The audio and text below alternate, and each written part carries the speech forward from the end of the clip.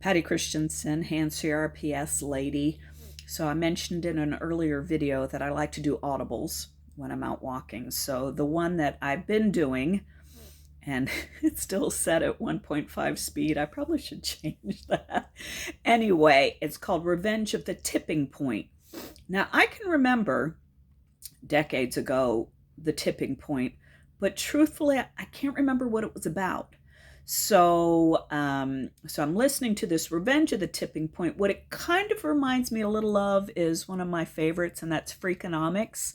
Just things aren't always as they appear, or actions lead to different reactions, however you want to describe it. But there was a couple things in there that caught my attention. One is why the top-notch universities like the Harvards and the Yales and those guys have sports programs. Now, I don't do the sports. I don't understand the sports. I don't like the sports, whatever. But why, like, for instance, why does Harvard have a women's rugby team? First of all, rugby and then women's rugby. I didn't even know that was a thing. But kind of the reasoning why and how they're able to use those to manipulate student body. This is the best way to put it. Keep certain groups lower and other groups higher. And oddly enough, it's for reasons other than you would originally expect. And then there was this thing, and it was a very interesting experiment that I'm super surprised is legal. At least in this day and age, I don't think it'd be legal, but where they had this neighborhood, and the CCNRs of the neighborhood said a third black, a third white, a third Asian. Sorry, Hispanics, I guess you don't get to be part of this party, because it was up by Silicon Valley. And not only was it had to be maintained third, but like Whitey couldn't be next door to Whitey. So it had to go white, black, Asian, repeat like that.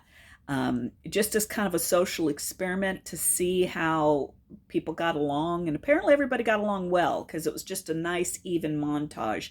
You didn't have any mass majority type situation, though I couldn't get over the fact, is this legal? I'm pretty sure there's laws that won't let you do this anymore. It was a great experiment.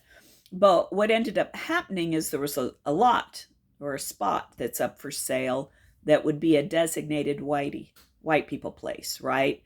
But actually there was a black guy in the neighborhood who wanted his mom to get that spot, because this is back when there's a lot of racial shenanigans, and it was just a great place for black people to live. So he wanted his mom to be able to live there.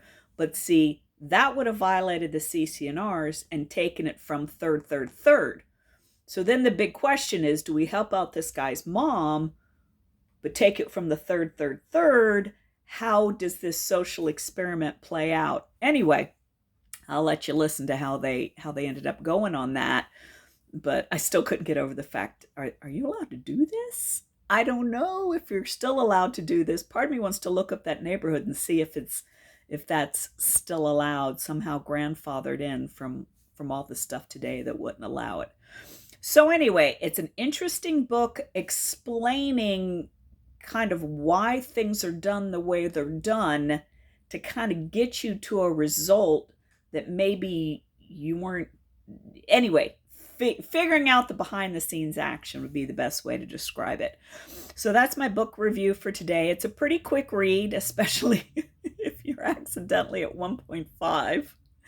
And it holds my attention while I'm out walking. He's a Donald Trump. He kind of weaves things. All of a sudden you're like, where are you going? And then eventually gets back to it. But I'm going to give this one a thumbs up as well. Again, if you have any suggestions, biographies, educational,